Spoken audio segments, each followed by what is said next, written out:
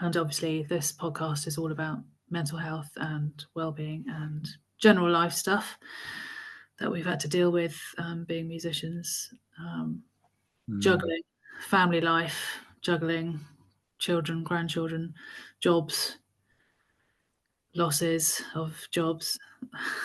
Yeah, society. It goes on, right? Well, it's up to you, really. What, talking about grief, my biggest grief moment in the last 5 years, or 5 years, I'd say, because obviously we went through the pandemic, and that was a huge loss to many people. yeah, the pandemic was quite strange in that I don't know. It was almost I wouldn't say the words grief, but it felt like as soon as we went into lockdown, I had relatives, emailing me big lists of mobile phone numbers and all this kind of like almost a kind of another society kind of thing of stuff, about the whole keeping in touch, and people I didn't really know as well suddenly got in contact and stuff. I don't know if people were just reaching out because they're on their own and that, but I mean, one of the big things for me in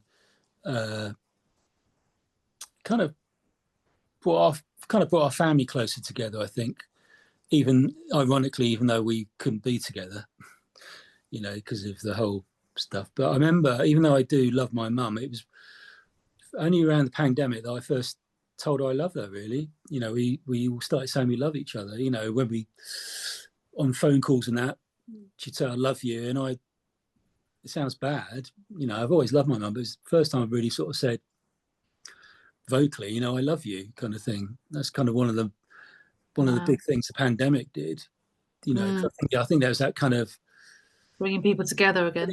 But it was a genuine kind of, it wasn't just a lip service or anything like that. It was because you didn't know what was going on, in the world, and we were all kind of thrown together in this kind of strange existence. And yeah, that was the big thing for me, really, was like, I started vocally telling my mum I loved her, instead of just writing Christmas and birthday cards and things like that. And it was very strange it was both strange for me to say it, but also when I did say it, I felt a bit of a relief of being able to say it. It's very kind of very kind of odd, but it was a very it just felt there was kind of a grief for, and I still have it, a bit of a grief for the life before lockdown. Up until the end of 2019, I kind of like look back almost nostalgically at the kind of like that time, and the world was just a different place, wasn't it? I mean, it was kind of like, I mean, there's the obvious things, like I used to work in an office 5 days a week, have to commute horrible, hour a day, 3/4 an hour a day, and I think that was that kind of, even though it's kind of it's a lot better working from home now, but you still, even as an introvert, I have to, I've got a cat, and he's great company during the day. I talk to him all the time, and I didn't have him, I think my mental health might suffer a little bit. And I have to get out at lunchtime, so I kind of just have to walk down 20 minutes down to the local coffee shop and have a coffee, and just don't really talk to anybody apart from who's serving me, but just being around people and stuff. But yeah, it's definitely a grief for, it's definitely a line in the sand from end of 2019 when everything was, it's almost like we've kind of shifted a Twilight Zone timeline a little bit, shifted a kind of, it's like we've done a quantum leap into a future we didn't even see coming, because I think before pandemic was just kind of, we were just bumbling along, weren't we? But it's like, I don't know, so many things have changed, people's perceptions, obviously news, politics. I mean, it was I mean, it was through the pandemic that you get a lot of these kind of influencers and TikTok stars and that, making a massive impact. They did that through, because they couldn't go out, they started doing TikTok skits, and they just took off, and you get people, musicians have done that as well, they just started making music in their bedroom and playing it, making a TikTok out of it, and they suddenly became, pretty famous. And well, I wonder if some of these people are still doing that then, and actually how then, their journey that they had prior to that fame, say. So maybe they might have missed a whole another aspect to themselves. They didn't, well, you know what I mean? They were missing I, out. I suppose because fame has a completely different impact on people. So, do you know what I mean? It's yeah, I like mean, I always think, a different life, isn't it?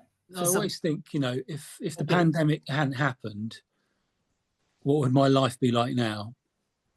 Yeah. Kind of sliding doors moment almost, if the Yeah. pandemic hadn't happened, what would I be doing right now? Where would I be? What would my life be like? It's that kind of, I have these strange thoughts a lot of the time. So Well, do you sort of, I mean, are you missing the past in some strange melancholy I'm way kind of then? missing the more simplistic side of it.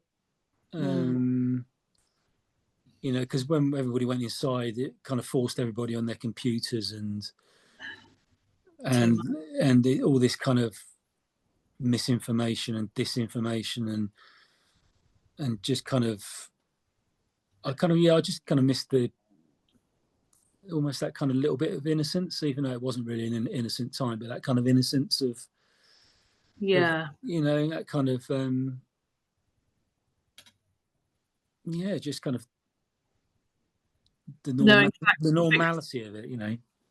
Yeah, but it's almost, I mean, now it feels, I don't know, there's a whole lot of information from all angles. You've got to then discern which is the right information, even though some of it is completely Yeah, I fear-mongering. mean, this is it. Yeah, this is it.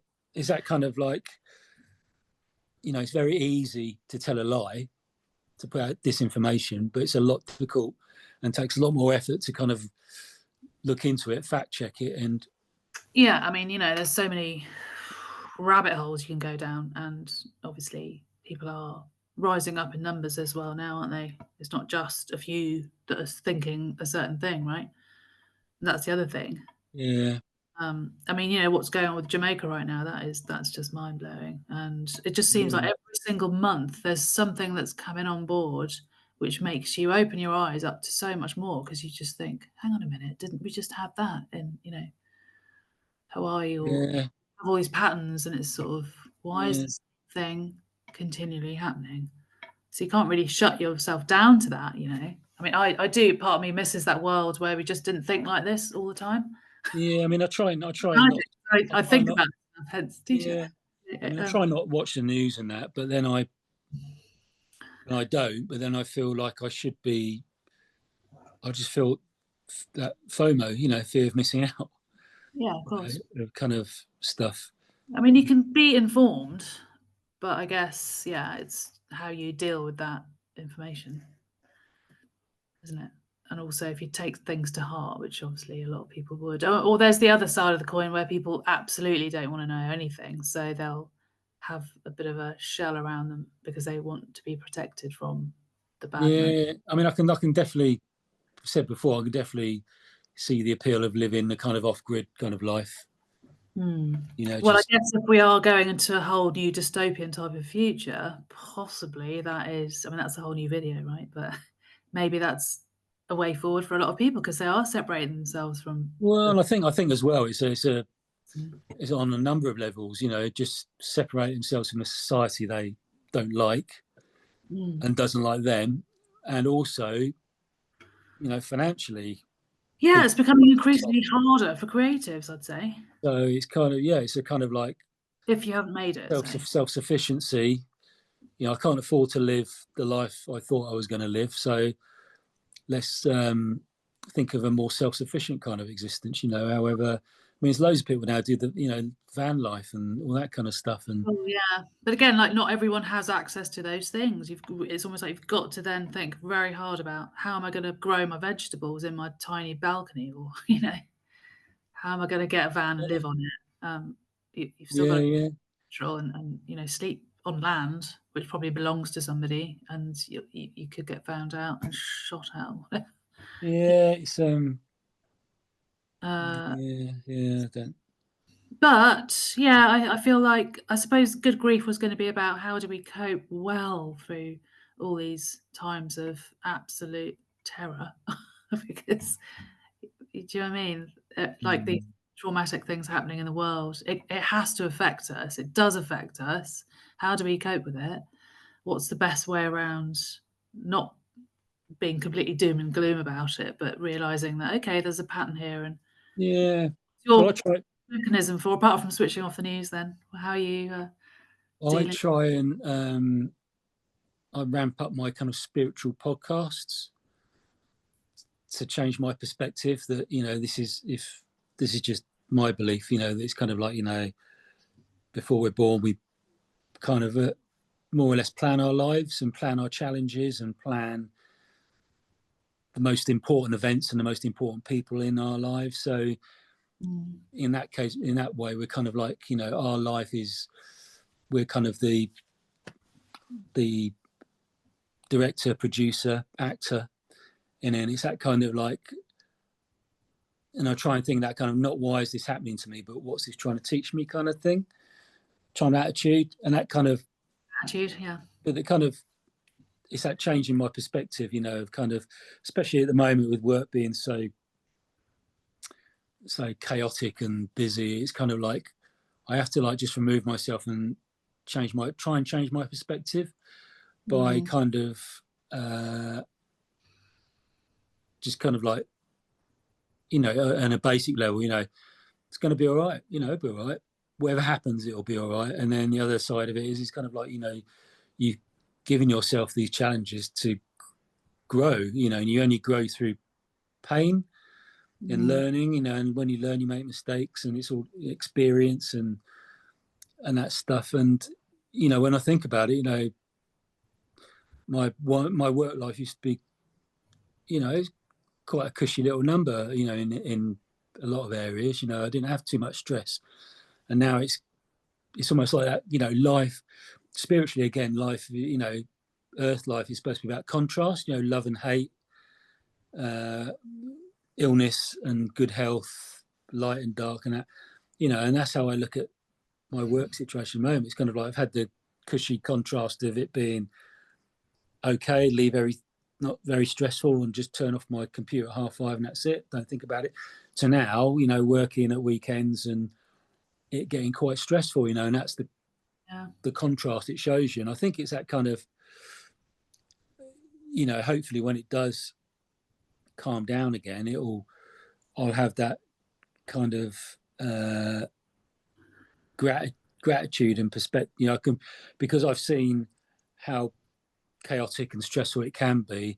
I really appreciate the calmer times with it, if you know what I Mm. mean. So You think things have ramped up for a reason then? I mean, has it always been, as you said, your boss passed away sadly a few months ago. Sort of yeah, I mean that least, was a big part of it, because we were like a team, me and her. Like some of the projects I'm doing now, I'm doing on my own, and we both it would it would if she was still here, it would be both of us doing it. We'd be like hand holding each other and doing it together, kind of thing, and safety in numbers, that kind of thing.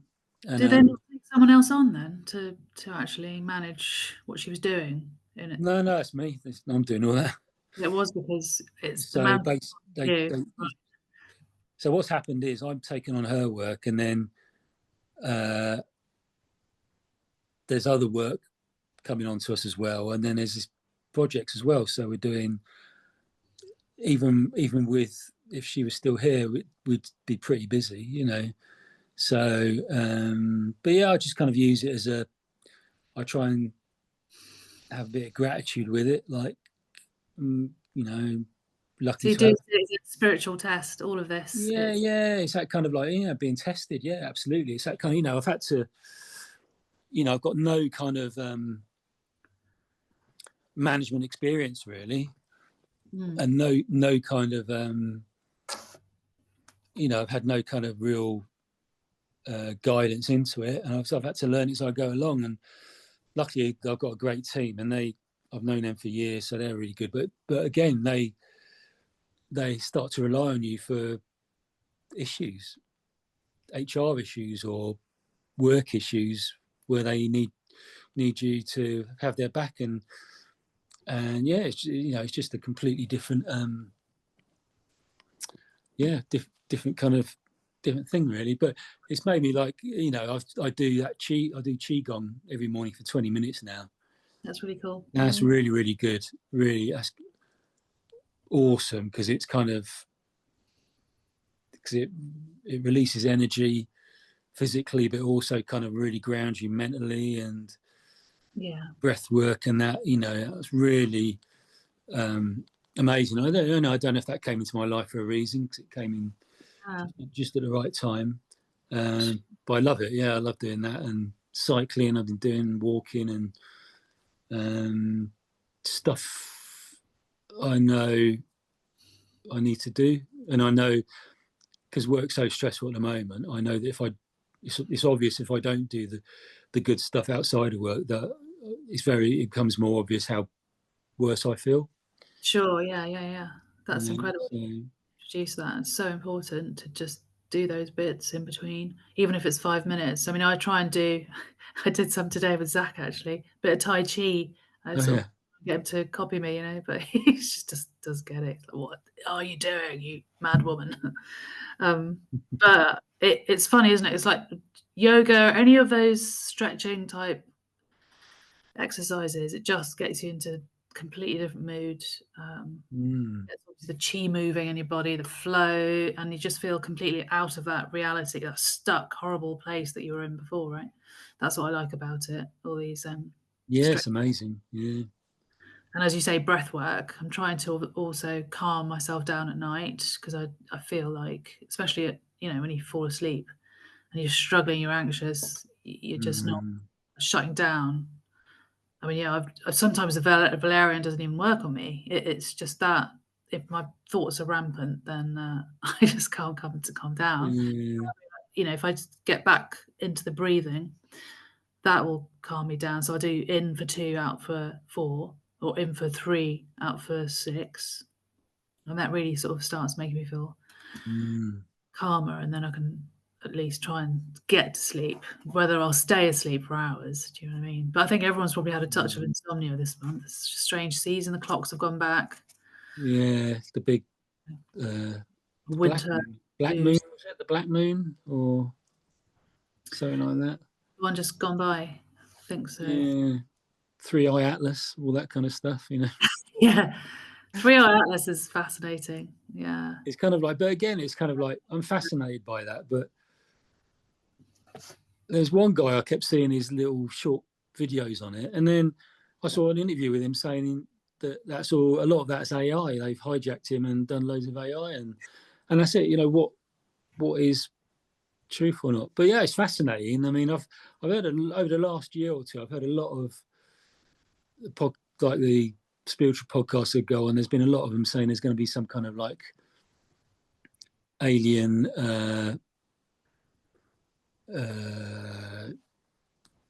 outing in sort of 2026, 2027.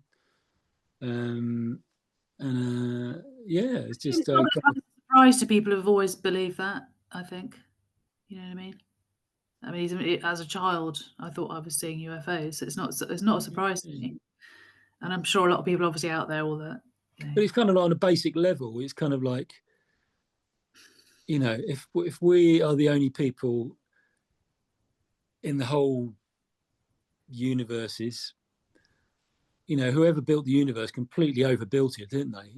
For if it's just us, they completely. You only have to look at the pyramids to see how. Oh yeah. Right? Oh yeah, you see some of the precision I saw a thing where they said like one of the chambers was so done such precision that you could only really do that now, and you'd have to be a real skilled, have the really up to date technical tools to be able to do it. And these are like thousands of years old. Yeah, yeah. It's kind of, so I think they're energy structures, aren't they? They kind of bring energy in and stuff. And well, that's incredible. That's the thing, that this top technology has been around for eons, hasn't it? well, that's So the thing. They kind of like there's all this there's this problem going on now that they've discovered so much in the last few years that history needs to be rewritten, and the establishment kind of ignoring that. You know, and it's not. You know, they say things started in the year so and so. Now we've got evidence it didn't. You know, so they keep finding. You know, in the jungles, they keep finding like ancient cities have just been discovered that are a lot older than they claim that civilization started and stuff like that. You know, yeah. um, But even archaeology just suggests that anyway. So why wouldn't we believe that we're, you know, just a tiny speck in the universe of other civilizations and people who've done this all before? I mean, Three Eye Atlas, I do believe it's some kind of plasma being. I mean, you know, obviously lots of people have speculated on it, but the only person I was drawn to was this lady called Elena Denan, and she's had all this experience with UFOs. She's written books, etc. She's an archaeologist, and the way she was describing it, it was almost like I wanted to tune. I know it sounds really hippie, but I was tuning into it. I really kind of dug the whole thought about it being this ancient plasma being, which is basically traversing around the universe, picking up data from our planet, sending it back to, well, or just keeping it within this infrastructure of what it is, which could yeah, be this amazing, yeah, kind of live organic being, but not extraterrestrials as we can imagine, like green men and stuff, because apparently it doesn't have. It's not a mm, spaceship. It's not got green aliens on there, and you know. So I quite like that theory. But again, it's just yeah. whether you're tapping into something or you're not. I mean, you can't tell someone else to believe something they just can't even fathom, right? Yeah, I mean, that's the kind of thing. It's kind of with a lot of things now. It's kind of people kind of think you should believe what they believe, and and there's no kind of middle ground for that. Yeah. If you don't, they call you an idiot or Well, something. or flat earther or whatever else, all these theorists, they're out But, there. but yeah, I mean, I think something big is going to happen in the next few years. I think. Yeah, we can all feel something. I mean, Yeah, it's going to be some kind of outing. if you believe in the moons and the tides and how everything is affecting us on Earth, gravity, the solar eclipses, all of these things, it's important, isn't it? It's to see how all of it affects our mental health and well-being, because we can't just sort of dismiss it. I mean, why would you not think that it could affect you? Because, as you say, if you stretch out of your computer zone, you're back in your being, you're back in your body, aren't you? You are suddenly all at one with your flesh, blood, and bone. Do you know what I mean? You're not part of this matrix. Yeah, I think So, a lot of people kind of uh, a lot of people want evidence, don't they, before they believe. They're not kind of free thinking. You know, don't entertain possibilities. They're hard and fast. Kind of need evidence before I even contemplate thinking about stuff. You know. sure, yeah, exactly. Again, it's how something makes you feel, isn't it? At the end of the day, if it feels really, I don't know, Well, dodgy. I think if you can tell if something's vibing with you or not. You know, you can tell. You know, most people got quite a good bullshit detector. You know, and they can kind of know whether what they're being told is right or wrong. You know, so yeah.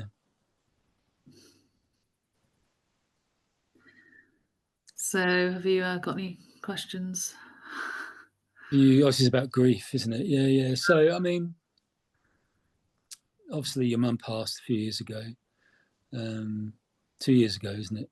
Now, Yeah, 2 years, the passing anniversary. yeah, and obviously, your dad died not long before that. So, that's a big. I think that's a big. It must have been a big kind of change on all sorts of levels. Obviously, emotional level. Mm. On Sympathy, on a mother level, on a friendship level, yeah. on On some a days, it's really weird, yeah. Some yeah days I actually feel like she's still here. Some days I forget. It's really weird. yeah Even yeah years, because I wanna reach out and call her or something, It's kind of yeah. My boss's sister, my boss's funeral, my boss's sister said exactly that. She goes, I hear something on the radio now, and I think, oh, I must tell. Oh no, yeah. it's that That kind of really takes a long time to come out of your system. yeah. People can relate, but yeah, I mean, looking back, because earlier actually I was thinking going right back to 2015 when that was my first experience really of Oh, Rick, is that Rick? yeah, my musician buddy. Tragic, he died of cancer and way too Mm-hmm. young. He was probably 52. I can't remember now. Mm-hmm. So I can't do the math. How old would he have been now? And where would he have been? But no, in a decade, it's like losing friend Rick, my friend Sammy, uh, and then my dad and my mum, my auntie, literally in space of 5 weeks. My auntie before my mum, and then obviously most recently my uncle's wife, late wife now. So yeah, but I do feel it gets easier, um, doesn't it? It's not Well, it's because that you're thing, isn't it? It's that kind of. It's not. There's that saying, isn't it? It's kind of like when you lose someone, it's like having your arm cut off. You never have your arm again, but you learn to live without the arm. You learn yeah, to kind of adapt, and it's never going to be there. You're never going to be complete, but you yeah. learn how to kind of go forward. Yeah, I mean, if I'm so lucky to have such a great family because if it wasn't for having that support and mental health help, then Mm, I could have gone down a completely different route. So, yeah, when you've got that core structure and you've just got to keep willing yourself to go on, keep going, no matter what, then yeah, super important, isn't it? How's your mum doing now? yeah. She's okay. She's just kind of physically just Getting frail. yeah, just deteriorating. It's not. It's horrible to see. Yeah, The other day she was saying, oh, she used to play badminton and do keep fit and all that kind of stuff, and now she's frightened to be left alone because her kind of legs give way sometimes, yeah. and It's very sad. um, so Watching that again, that's a grieving process you're going through right there. That sort of watching yeah, her yeah, we all are different. I mean, sicker. she is definitely, grieving her loss of physical independence, and it's kind of, we're grieving the whole kind of um, the loss of it as well, you know, um, and we're having to. All our roles have changed. We have to sort of parent her, and she hates that. She hates Mm, being told what to do and having things done for her, and you yeah, have to try and get through to like it's an acceptance job. It's kind of you have to adapt, and I'm well aware it's very easy for me to say that when it's not me who's oh, pitch keeps going funny.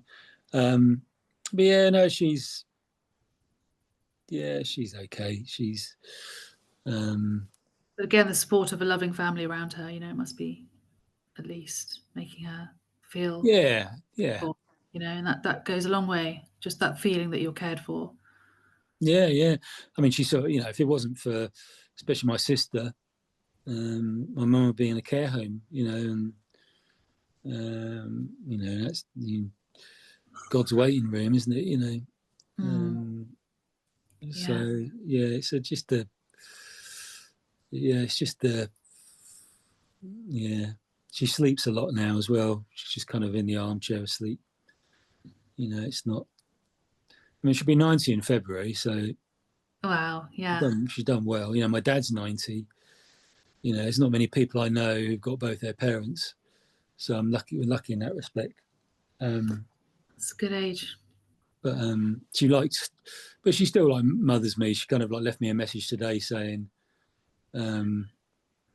she goes, "Oh, I saw on my iPad this morning that rules are changing for driving licenses if you're over 55." She goes, "I thought I'd tell you. I don't know what the changes are, but you can look into that." Bye. That kind of stuff. She likes giving you motherly advice. Yeah. Throwing good information out there, even though it's not been researched fully. Yeah. She likes to be involved. She likes to be involved, and Yeah, of course. But yeah, it's still part of the fabric of what I mean. Yeah, I remember when my mum first passed, and I think the first thing that really hit me was when we started watching TV things that she'd watch, and it was horrendous because I just literally blubbed my eyes out. I probably will this Christmas again, but that was back then. It was just so tough because she would have been there laughing at certain things, and all that. Her favourite programs, and she'd have the telly up really, really loud. yeah, my mum's yeah. And it's sad because you just want them to be that former person they were, and just watching that journey of their deterioration is tragic. But, and then see, like, all our family are talking about what are we going to do when we're older, and how are we going to? It's preparing. It does prepare you, doesn't it? Especially at this age. Well, it does make me think. It's kind of like like you say, my mum's got me, my brother, and my sister to look after, and that. I've got no kids, got no partner. You kind of think, oh, in 10, 20, 30 years time, right? Yeah. If I'm like that, what's going to happen? But soul plans, it's all in the soul plan. I keep telling myself. Yeah. And how much of what doesn't kill you makes you stronger, applicable. Because sometimes it's just like, just take me now. It's all getting too much. Yeah, the world has gone to shit. Like, just end it all now. What's the point? I saw a good thing the other day. It said about, has anybody noticed that since David Bowie died, everything's gone wrong in the world, and I did grieve. I think on a couple of levels, I grieve because the music was just better. I think the music was just better, and then it wasn't. Not everybody could make music as easily as they can now, so there wasn't so much. But it's the AI that's taking over. I've seen so much on Instagram that is obviously it's what do you call it? Yeah. Conversation with Francesca, didn't we, a while ago? Well, I saw that there was that thing I think I told you about where a musician woman, like a solo musician, who's put music out, and that someone had AI'd her and put music out via AI under her name onto Spotify and was getting paid for it because people thought this was this woman's album or whatever. Yeah, it's kind of. It's a strange word. You cannot differentiate what is a human now, right? I guess that's the plan here. Well, it's just scary on all sorts of levels. It's kind of like, you can, you'd be able to AI film to make look like someone's done something they haven't, Sometimes I just feel like all our dear loved ones who we've lost, they wouldn't be able to handle this earth right now because I do feel, my dad especially, he was on his deathbed absolutely horrified with what he was seeing on TV and stuff. And so things like that, and my mum definitely wouldn't. She just wouldn't even fathom why this would be going on. She hated it. She was on all levels. It was like good and evil. This is what we're dealing with. Yeah. My friend Sam. It's the way they don't want to kind of regulate it. They seem very kind of like wary about, people, big stars like Elton John and people have had their voices AI'd, without I their mean, permission. do we need the big stars to rise up and say something then, or is it's almost like? I mean, obviously a lot of people are, aren't they? Yeah, Obviously, a massive attack thing happened recently. People are pulling out. They know exactly what's going. yeah, They are, telling it like it is, and they're not gonna take no prisoners, right? But it's kind of, well, they've already made their mark. What would you say to bands who are still trying and desperately trying to kind of, make some sense of what they're doing without feeling they know they might never get to that point of fame or, fortune, say, more because they want yeah, to be a musician. So, do you know what I mean? It's sort of yeah. I mean, I read recently about, a lot of musicians now mid-size, sort of in between, lower and mid-size bands, and a lot of them have second jobs. of You know, course, yeah. they kind of gig. They do tours, and it's like they play for 2 months, Friday, Saturday, and Sunday, and then they have to go back to work in the week, and then Friday, Saturday, and Sunday, and I mean, I suppose with our lifestyles, it's like a Friday, Saturday, and Sunday is just for sleep and catching up on yeah, kind of yeah, family and just things that we haven't had a chance to do in the week. So a yeah, 7 day busy. week, it's almost like there's just not enough hours in the week, right? Yeah, absolutely. Yeah, it's We I seem to don't know. complain a lot on our podcasts. I don't know. Yeah, It's coming across that we're so yeah, maudlin. kind But of this is cynical podcast. cool. I'm Yeah. sure there's loads about, but yeah, you know, grief can come at you at all Do you hours of the remember? day. Do you remember the first grief you had, whether it's like a pet or Yeah, it was my hamster when I was 11 or something. yeah, A really cute hamster called Digger. He had a really awful stomach ulcer. I mean, I was obsessed with the little guy. He was so cute, and I was well into pets, obviously, but we had a cat as well. And then, obviously, the pet death started. So that was what my first sort of experience of mm, animal separation. yeah, That separation from what we just had. It was hard, but then obviously I found friends and alcohol and bars and music, so it all changed. mm, Um, I can't remember. yeah, Yeah, not really much between those teenage years, thankfully. But do you remember those days? We were just carefree, right? What was your yeah. experience then? What with grief? Yeah, The first kind of, I had I had grief. I don't know. Not. I remember being on a holiday when I was about 7 or 8, just a family holiday to some family friends. I can't remember who they are. I remember they had a dog, and I just felt an intense separation when we sort of came home. But the first kind of grief I had was when I was about 14. And there's a guy in the year below me, he died at school, and I kind of knew him, and we weren't friends, but we used to kind of like hang about a bit. We used to walk into town together. We were both going that way. Yeah, and he died one Monday evening. He died. I think he choked on a cough sweet or something. He went to bed, and I remember finding out about that and just not really knowing how to process it. yeah, And I remember my mum that evening. My mum said, I think I was being a bit off or something like that, and she goes, "What's wrong?" And I just kind of blurted out about it and just cried and stuff. I didn't really know how to process it, but yeah, that was the first kind of death. Really, how old were you? I think I was 14. Yeah, Gosh, he was like a poor kid. year younger than me. Yeah, I kind of knew him.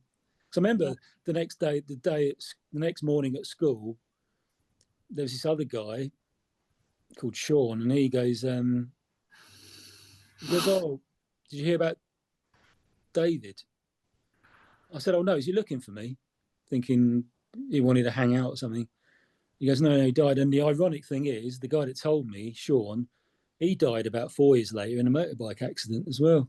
God, yeah. So yeah, it's that kind of. Yeah, actually, school was a bit random like that, wasn't it? I mean, we heard Yeah, all there's sorts always of stuff. there's always someone who kind of. But that was the first kind of time it was like just freaked me out that someone was there and then they weren't. Because I think I saw him on the. I didn't see him on the Right. Monday he died. I saw him on the Friday. I think I sat with him at lunch.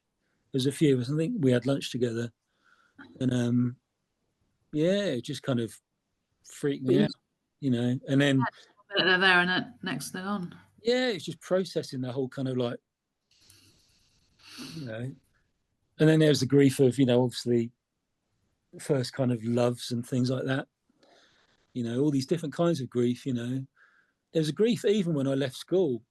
I remember because when I was in the fifth year at school, I kind of the last year I did. You know, it's like you're at school and you just don't really see beyond leaving school, do you? Just I couldn't really see beyond it, Yeah. even when I was nearly leaving. I And wanted to leave school.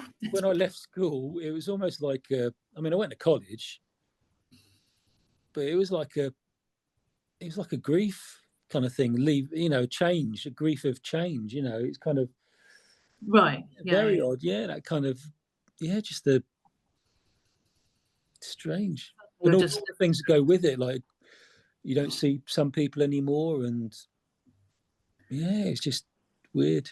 quite bizarre, isn't it? Because obviously, yeah, and then you're coming out of the puberty phase that you've just dealt with as well. Oh God, Well, yeah, yeah, hormones, and then it's kind of like, what do I do now? Oh, yeah, yeah. smoking or something, just to quell Well, you know, desires. that was just one of the many reasons I kind of had got a drink problem. I think, you know, I kind of I wanted to change the way I felt. I was felt quite odd all the Yeah. time. You know, when I left school, went at college, my head was pretty fucked up about a relationship, kind of relationship, you know, that kind of failed or wasn't happening. And then I had all this change going on in my life. Like I was left school, going to college, completely different kind of things. And um, I mean, it just goes in a blink of an eye, and obviously now we're in our 50s, it's kind of like, wow, that really did. It seemed like it just flew. I mean, it doesn't between the sort of ages of, say, yeah, I teenage, think it's, but once you're in your 20s, 30s, and it's like suddenly, all the milestones are just creeping up. Um, yeah, no, it's, I mean, even though it didn't really seem it at the time, life was just a lot simpler, you mm, know, just not talking about AI and cell phones and all that, and the internet and that, just generally, it just seemed simpler. Just seemed, um, I think, because the older I get, the more I feel kind of weighed down by the world. I suppose the mm. older I get, I feel just this heaviness. So there's a collective grief. I feel like there is a massive collective grief that we feel, and we don't talk about often enough because, like yourself, you've experienced death at work. It's like, do people talk about it? I mean, I was exceptionally lucky. I mean, the last couple of years, I mean, for the last 15 years, I've had therapy on and off, for various things. Mm, But I'd say that grief counselling, I had two lots of that actually. One with a sort of just one to one, and then I joined this group. Still friends with them now. Lovely bunch of people, just five of us, uh, and everyone's been through such a different journey of grief with their, departed other halves. It's just tragic. And then you sort of you feel other people's grief, and you realise it's not like you're comparing, but it is. I don't know, waking you up to some kind of. It's almost like a human design. All of this stuff is meant to happen. We all meant to meet at this time. We all meant to kind of support each other, going through this terrible time at the beginning. But we're all completely different. A year later, do you know what I mean? We've acknowledged that it was the therapy that really helped as well, obviously, but it was the fact that, a bit like AA, you kind of you're having that chance to speak out what you feel, because people don't talk about it enough. If you don't talk about it, how are you going to manage? You just suppress, it's not healthy. So it's a lot I learnt from that. And obviously I do feel these podcasts are very important for people going through things, and I hope it's going to be of use. I think that's partly why we're doing some of this, isn't it? It's to really spread awareness that people aren't alone, and there's always someone you can reach out to and talk about what you feel. Be vulnerable, be very open, and don't be ashamed, because we all go through these times of stress. I mean, it's an immensely stressful age, isn't it? This age thing they call it. But I mean, it's like if you didn't have your spiritual podcast, or I didn't have my random kind of alien things and whatever else that comforts you, it, you wouldn't be able to get through day to day. You would just it's that change of perspective, isn't it? It's that, like you're talking about the grief counselling and AA and things like that. I mean, the big link with all that is that you're not talking to your head anymore. You're talking to other people, and you're talking outside of yourself, and you're getting other people's perception. There's no other good way of dealing with a really shit week at work than to go to a beginner's AA meeting, and you hear how they've just been homeless and they can't stop drinking and they look like shit, and then that really puts into perspective your seemingly bad week at work. All that kind of stuff. And but if you need that kind of contrast again to make you appreciate, actually my life's not too bad. You need to be shown a contrast of life, a different contrast of life, to then realize that your life is actually okay compared to some other people's. Like I said, you're rich as someone's poor. You're poor as someone's rich. Right? You're broke. Your being broke could be someone's riches. Exactly. It's but again, it's that whole kind of like, just the worst thing I can do, and for most people as well, is that kind of just isolate and talk to my head and listen to what it's saying, because it just talks bollocks. It just wants to keep you isolated, alone, and unhappy and powerless. And then that's when things come in. Then it'll kind of sort of say, all right, I think you should have a drink because you'll be all right. You remember how it used to feel when you had a drink? Don't you want to feel like that again? All that kind of stuff. Shoulder. Yeah, just that kind of like, that default thing. So Qigong's really helped, hasn't it, as well, in terms of... Oh, yeah, absolutely. I mean, Qigong, I can just feel the positiveness when I'm doing it, just the whole positiveness of doing it.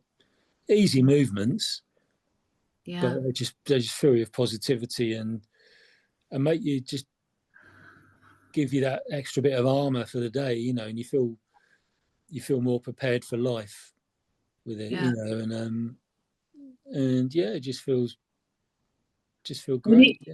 Even just a sort of simple walk, I find it just changes up your energy, doesn't it? Especially in nature. Do that as well as much as I can, even if it's cold and rainy.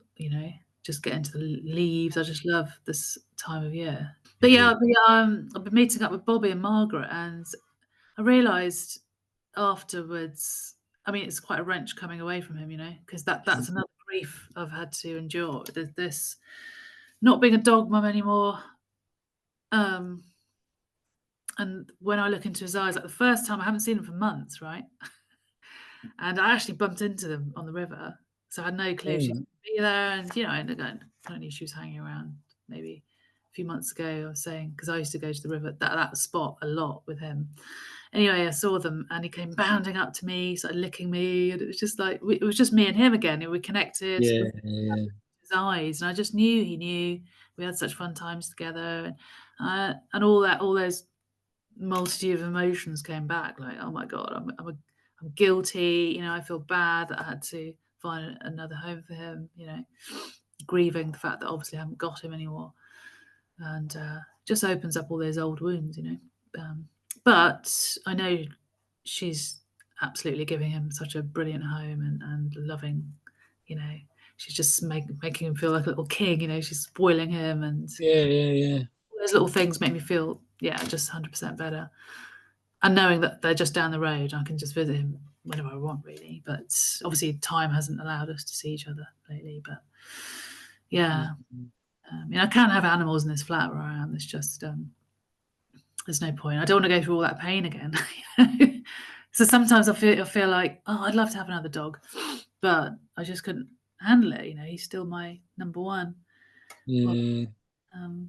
So dealing with all that loss, it's not been easy. Zach in my life now, and he's number one.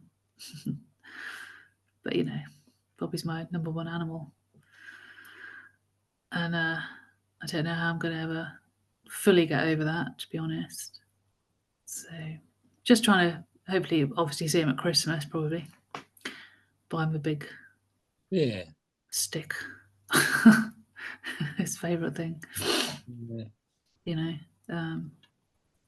Yeah. But at least you made sure he's had gone on to a good home, and you didn't kind of selfishly keep him for your own kind of reasons. Well, I could have just put my foot down and said no. Yeah.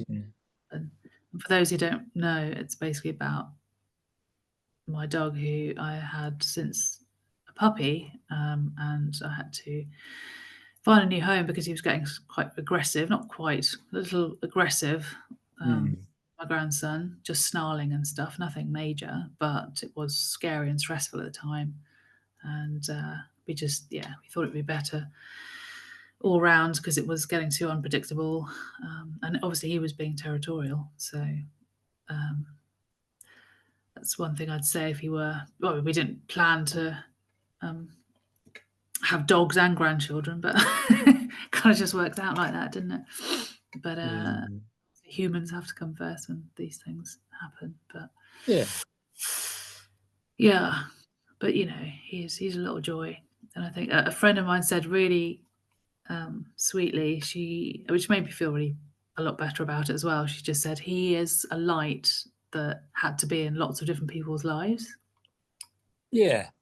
So she looked after him one time, when I was kind of going through all my moving transition stuff, and she had him for a while. She absolutely adored him, but obviously he's hard work as well. But and that's really nice because he is such an affable dog. He will go to anybody. He goes up to every single dog he sees.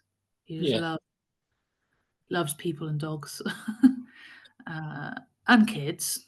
But young kids you just have to watch around because all young small dogs and tiny babies, you've got to be careful around, right? But it's good. Well, he's touching lots of lives, so I'm just putting my charger on. That's beautiful. And now I sort of released him in knowing that, he's kind of affecting and bringing joy to people's lives when they really might need it, Yeah. He's just kind of. How's Eric? Yeah, he's all right. He's so I'm just trying to put my phone somewhere. Bear with me. There we go. He's okay. He's I think I don't know if he's gone out or if he's on the bed. Yeah, he's all right. He's staying indoors a lot more now because of the cold. Yeah, there's fireworks as well, Oh God, yeah. I think they kind of like They're going on like a week before the actual event, right? Well, it was Diwali a few weeks ago, a couple of weeks ago, wasn't it? Oh, here he is, talking to the devil.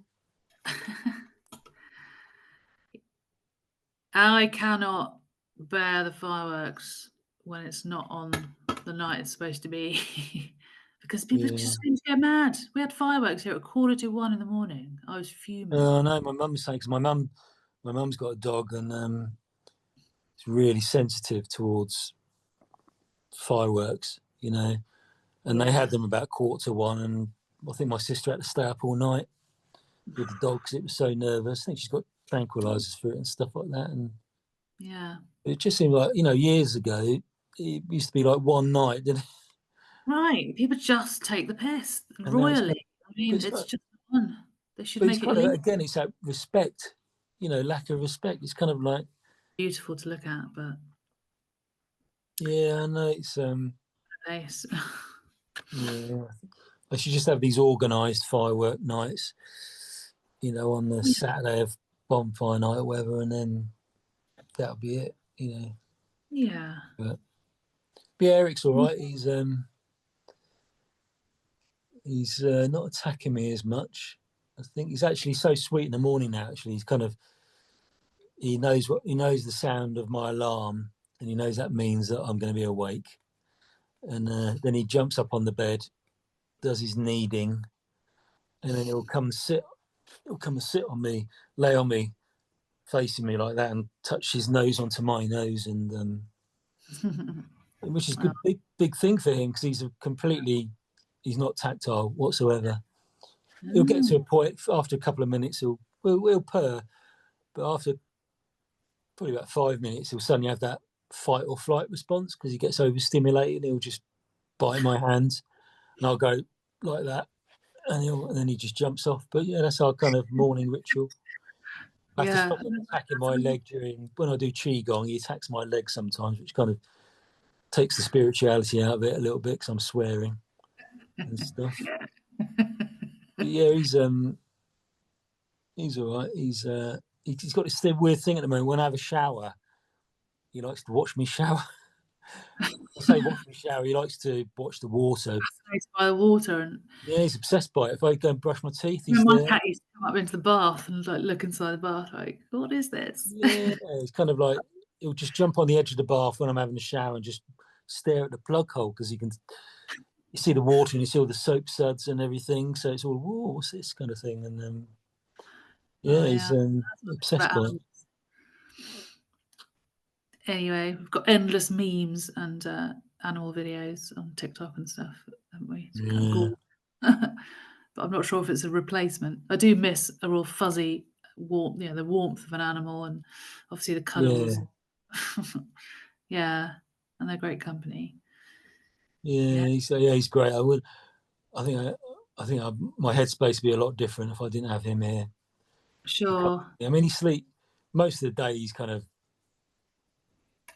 I can see him, but he's asleep somewhere or laying down. Now and again, we'll have a little play, but it's just knowing he's there, kind of thing. Of course, yeah. It's funny because when I come back, if I go out for an hour, or I go out for the whole day, 10 hours, he's always in, and what he's doing, he's kind of guarding the flat, and then when I come back, we have a fuss with each other, and then he goes out because I've come back to guard the flat in his place, kind of thing. Clever, quite sweet like that. But yeah, he's great. How are you dealing in the sort of these? Because we know winter's upon us. It's going to be cold, miserable, rainy. We've got the Tupperware sky days. It is again relentless. Hello. We've lost Andy. Okay. See if we can get him back. Just talk to myself.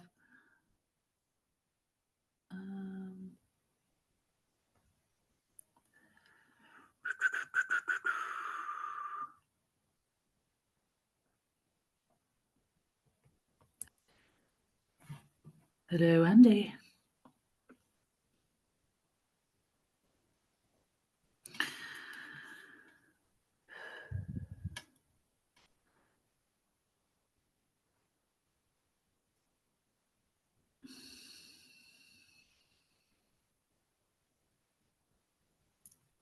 I think I might have to pause.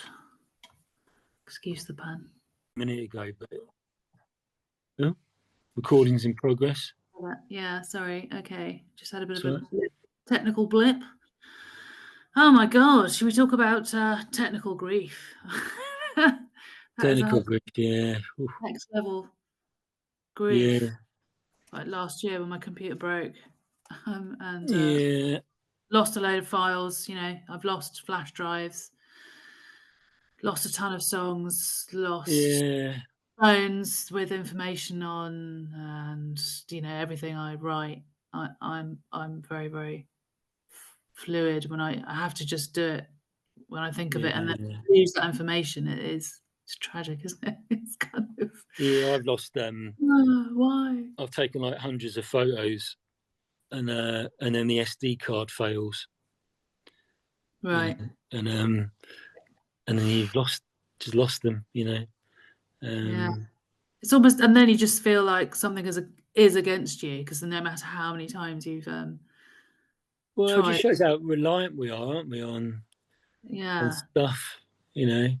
There is Um, a timing factor to all this, though, I reckon. I mean, you can't make it up, can you? Because it's kind of, it just had to happen at that point in time, or I mean, yeah. technologically useless anyway at times. You know what I mean? So it's sort of, and then you get used to one way of working, and then yeah. Yeah. Oh right, now I have to go back to this ancient thing. How do I do that again? Or you have to completely rewire your brain, and then when you go back into it, yeah, sort of. It's like with our stuff, Yeah. um, using. I mean, it's quite an old version of Logic. It's still okay, but I mean, it just freaks me out when I'm on there because I think, right, what's going to crash next? How can I Yeah. do it? I can't outsource it to any other channel. You know what I mean? Anyway, lucky for us, we're actually going to give our tunes to someone else who knows what they're doing. Yeah. Well, I've got my I had my Try and do guitar, it. I had my guitar fixed, so Oh that's yeah, sounds good. a lot better. The original one. Um, Yeah, that so must have I'll cost. bring that over on Saturday. Um, Yeah, yeah. gosh. So that was hard getting rid of your Strat. Well, Get the violins out. well, it's just How are you feeling about it now? not too bad because I need the money for solicitors' bills. You know. Um, but yeah, I think the universe keeps bringing me back to my original guitar. The one that I sold and it brought back to me. I was obviously brought back for a reason. Yeah. But yeah, it's the way things happen, and it with kind of like with life. I'm lucky I had that guitar to sell to get some money. There's so many musicians I've known, they've kind of had to sell instruments and that because of um, you know some unwanted kind of financial situation that they find themselves in. Of course, yeah. Yeah, yeah. But it's just the way it is. But Lucky I've got out of the guitar, which is great. So I mean, going back to obviously the year my mum passed, and we were still doing a bit of recording. What in the new year, just after she'd gone in November, and even that period of time, obviously, that was super rocky. And knowing that I had to still continue what we had, and we salvaged. But yeah, again, even lost work since then, haven't we? Because I've had a couple of moves. yeah, yeah, Couldn't house that I was looking after my mum in, and all of these things, they just throw you because it's not just, it's for me anyway, with obviously this traits of ADHD, which again is another whole video, and lots of people are talking about it more now. I can totally relate, and maybe that's part of this whole journey of just staying creative to stay sane. Because yeah, yeah, when you've got no structure and you lose things and you don't, it can make you even more disorganized. And that's why you have to focus even harder on this. Right, what am I yeah. doing? What am I doing? You have Oh to yeah, go where the passion is, don't you? I think you have to go where the passion is. yeah, of course, Creatively. Just yeah, just yeah. uh, And again, looking back, I know Mum would have wanted us to continue what we started. She loved she that last. That saw was that just saw that gig, didn't she? Saw us. Yeah, bless her. She few really, months before she died. Yeah, I know. Her just doing that, keep going, kid, meant the world. And it's sort of, I knew, yeah, um, just had to keep pursuing it. Obviously, it's something I would have done anyway, I'm sure, but it's knowing that they, yeah, kind of part of it is to sort of know that you would have done them proud, because you didn't give up. Just yeah, simply yeah. because, as you say, it's a passion. If you have a passion, you don't want to give it up. Why would you? I mean, you know, Well, if it's a passion, it makes you, it's a passion because it makes you feel good. So kind of like we choose to have a life on earth. We choose all the things beforehand. We choose to have the life because we want to grow at a soul level. So we choose lots of things beforehand before we're born, like our parents and our where we're born, where we live, all the major people and things in our life that would help with that growth. And then I believe we have exit points. So we've got various exit points in our life where we can, at soul level, choose to, die. Um, if we feel at soul level we've achieved what we want to achieve, or um, so it's all kind of like there's a reason to it all. So when you do die, it's kind of like it's just your body is just a thing you needed to contain your soul in order you to be able to have a life on earth. Because yeah, souls are at different vibrations.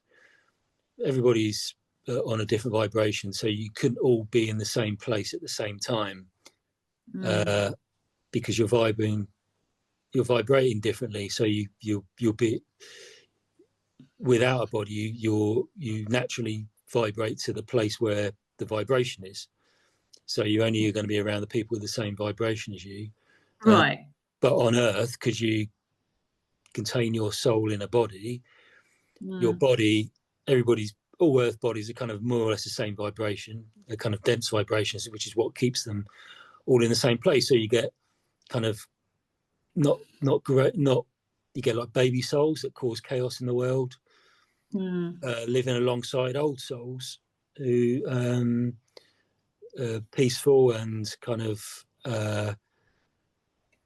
not in the forefront of everything, because they've been and done that.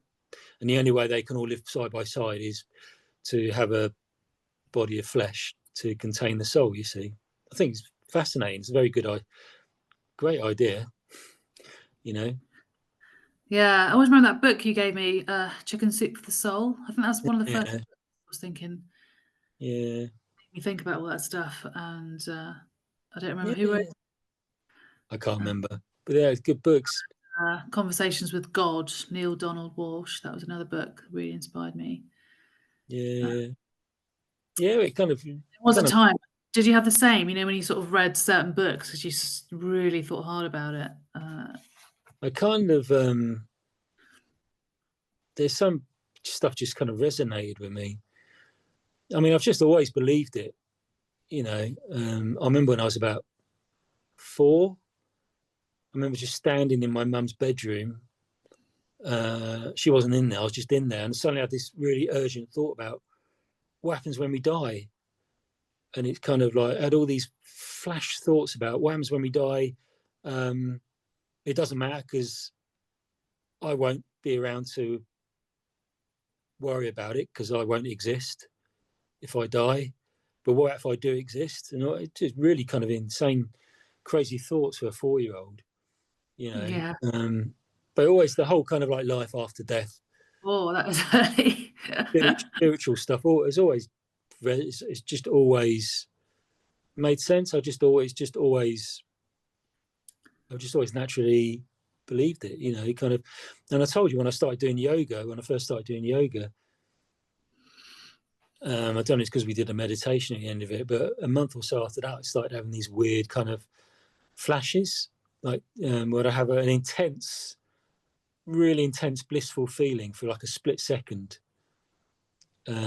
just like someone had prodded me with an electric poker, and it's just like blissful. And then I felt, then even though it's a split second, I had a kind of thought-wise, it felt a little bit longer, and it felt like I was somewhere that's not here, but it felt it felt like home. Yeah, maybe.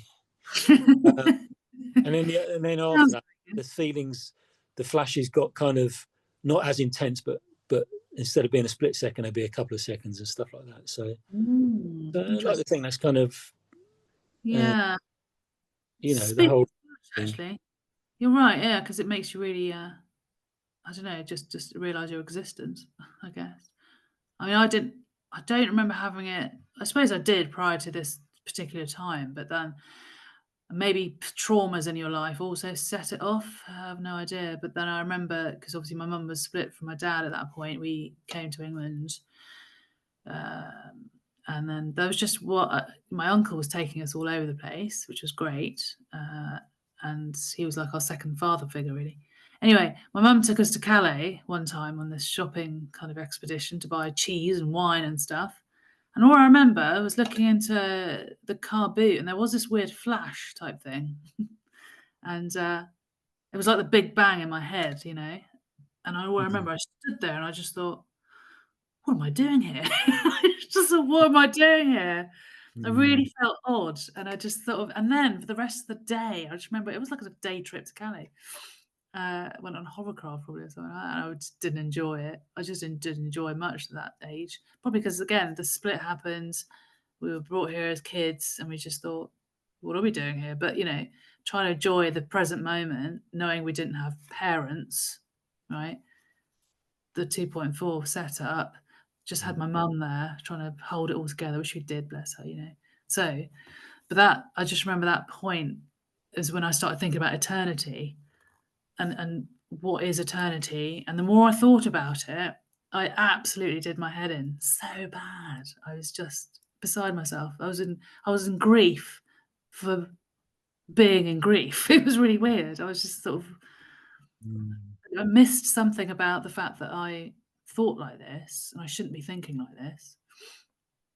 And I just thought, what am I supposed to do with this? Oh, well, just try and enjoy your cheese or, and you have to think of the next thing. But then I suppose, yeah, it was like between 11 and 14. I was a strange kid, man. Very weird. But then again, it's when you leave school, that's the pivotal moment, isn't it? It's like, oh, yeah. I need to cheer up. Get the hell out into the world. You're just thrown out of the nest. Got to get a job. Figure out what you want to do with your life. If you don't know, you're kind of screwed. Yeah, it's that whole kind of like, from a young age, aren't you? You're told to conform, you got to, you from an early age, you take tests at school, so you're taught to, you're either going to be a success or fail, that's kind of taught to you, and you're kind of taught stuff that you need to believe, and it just kind of programmed a bit. But yeah, I mean, kind of the whole life after death thing. I mean, I went through some pretty bad stuff with anxiety and OCD and that, which definitely set me off on a searching. I became a bit of a seeker to try and get more information about this kind of general belief I had about why we're here and where we go and everything like that. And I kind of felt a need then to search out even more on it and understand it and see what resonated with me and what didn't. And and that's still a journey I do today with like the spiritual podcasts and stuff. And anything that gets you out of the funk, right? It's just sort of but it was born out of trauma. I always believed it, but it was when I got into a lot of trauma in my early 20s with mental health issues is when I kind of had to really I kind of really got stuck into kind of like trying to find, the truth, that resonated with me and stuff. And but it's a journey. Do you see yourself? It's almost, when you look forward. Obviously, we can't, but it's that. Would we have? Because when we watch our parents and the way they've kind of traversed through their beliefs and view on the world, sort of looking back now, I'm thinking, yeah, I still feel really like I don't know, it's an anomaly or something. I just don't feel like my parents probably thought, yeah, you're quite strange, Neil. You've got some really wild thoughts. So just let's not talk about that, right? And then me when I'm 70 or 80, I'm thinking, yeah, how am I going to be then? Pretty much feel like it's going to be similar to now. Yeah. I mean, I still have a lot of imposter syndrome. But what I mean, can you see yourself still being completely spiritually leaning into this? Oh yeah, yeah. It's kind of a lot of the time it's the only thing that keeps me going, And it's kind of like a couple of people have sort of said to me, why aren't you going for your boss's job, at work? A couple of people that are kind of straight, they're not very spiritual, kind of surface level. And I said, well, one, it's not the kind of job I want to go for anyway, because it's policy and that kind of stuff. I said, but also, I said, sometimes, because I suffer from anxiety, it takes me all my strength to get out of bed, let alone do an important job all day. Yeah, absolutely. It's more responsibility, more stress. Yeah, it's just kind of like, it does take, sometimes I wake up just completely anxious, and it's that kind of just getting out of bed and feeding myself, is a real achievement, let alone having to log on at work and lead people and make big decisions, and so it's like we're all just still adulting with these kind of, well, obviously infinite souls, but yeah, it's almost like we're all here, certainly now in this weird time, because it's so intense on so many levels. It feels like, you know what I mean? It's like we're either sort of still learning, because it feels like we've got an infinite amount of things to learn on this planet while we're still living, breathing. Yeah, the soul, because it just goes on and on, it kind of struggles to be doing this 3D stuff, right? This is probably why most people who think like us, or struggle in the creative industry to fit in, and don't want to do, as you say, that high pressure job, because you're not going to be, instantly it's going to suck the living daylight. It goes against the vibration, doesn't it? It goes against the vibration. It's kind of like, I think people like us, we have to do stuff we're passionate about. Like I talked about earlier, you have to be passionate about it. Like I got some friends who are great people, but they kind of just seem to be, they work in like corporate or business, and they just seem to be able to be completely focused and driven in whatever role they have in business, which I find quite odd. It's just how you're built, though, I guess. Yeah, and I think they'd be completely feel odd with my kind of way I have to live, Yeah. But that's the whole thing, you shouldn't compare, really. No. But as long as you feel in your innermost core that you're doing what's right for you, and it's not about anybody else. That's again, that's one of the challenges, isn't it? That kind of self-belief that even if you think 100 people are telling you you're not doing it right, but you think you are, is to carry on believing in yourself and doing it the way you're doing it, Yeah, and again, I think other people do have time limits on where you should be at a certain age, and that's the other thing. People don't really get the whole kind of like things about. how much you should be earning at a certain age and all that bollocks. Or shocked that, yeah, you're at a certain stage of your life and you would be choosing, like you say, why would you choose the job that you do? It's because I want to stay in this position for now. It's not where I might be forever, but you know, I don't. Exactly. Kind of like, but the best way I heard it described was kind of from a spiritual point of view. It's kind of like, before you're born, you choose all the different paths you're going to follow in life and all the obstacles you're going to put in the way that's going to challenge you and make you grow. And the difference is you're down here and you can't see any of this pre-planned stuff, because it wouldn't be a test it wouldn't be a challenge if you knew what was going to happen.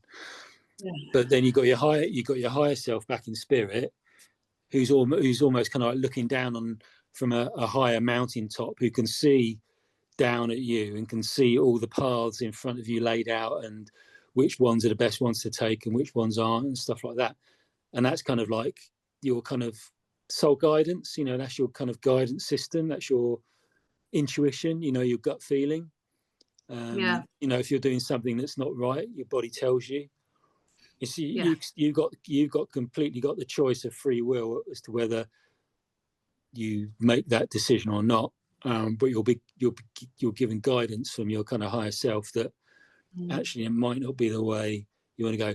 And conversely, when you're playing a gig or making great music, you've just got a new song and you've just found two chords or something that sound great together, you feel great. And again, that's your higher self saying that you're on the right path because you're doing something that spiritually fulfills you. Yeah, absolutely. And that's the other thing about your calling, isn't it? Because there is definitely that. Because if you stopped the thing that was calling you, yeah, it's kind of just going into complacency, isn't it? It's Yeah. It's all you know, vibration. It's kind of like that's why it's kind of like why some people are into heavy metal and some people aren't. It's just neither of them are wrong. It's just the vibration that they like. The vibration they like. One of them likes the vibration of heavy rock music, and the other one doesn't. That's just the way. Again, it's your makeup, isn't it? I mean, honestly, and now I've got older, I don't know what that is sometimes because I could be in certain environments and listen to certain types of music, and now it's like chalk down a blackboard, right? In any case, I mean, I've got to now deal with a lot of nursery rhymes, like hardcore children's voices all day long, and sometimes it really makes me go gaga, right? It really feel like I can't take any more of this, but it's kind of like just deal with it. It's fine. Got to give myself a talking to. You know what I mean? It's It's put yourself into that state. It is a vibration. Luckily. So, what do you think to all these digital IDs? Do you feel like that's? I'm going to be grieving over that next. I think because it just feels like all the freedoms of. I mean, I saw a headline today that they were actually rolling something out today, and I was like, "What? No, no, Well, no." it's that thing, isn't it? It's kind of like it's got a principle about it that is potentially for good, but it's a bit like AI, where it's kind of like, okay, but then it can be used for bad. Yeah. I mean, the only day. Yeah. See you soon for some groovy times. Yeah, I'll give you a text when I've And parked. hopefully, this video has been helpful to people. If anyone wants to reach out, you know where we are, please. I know we've got a very small following, but watch this space. You never know where Indeed. it's leading to. So please do look after yourselves and look We after your welcome your questions as well. mental Any health, questions? mental wealth. Yeah. Yeah. Do you want to say anything else, Andy? Sorry, No, just just don't follow your passion. Follow your passions, and And even if you're doing it in a kind of a follow your passion, the soul nourishing passions. I mean, the passions that fill you with positivity and excitement and make you feel good about yourself. exactly, and don't let anyone tell you otherwise because you Yeah, the way you choose to do it, and that's the most important thing. exactly. Free will. On that note, take it easy, love. Speak All right. soon. See you soon. Bye. Bye bye. Bye.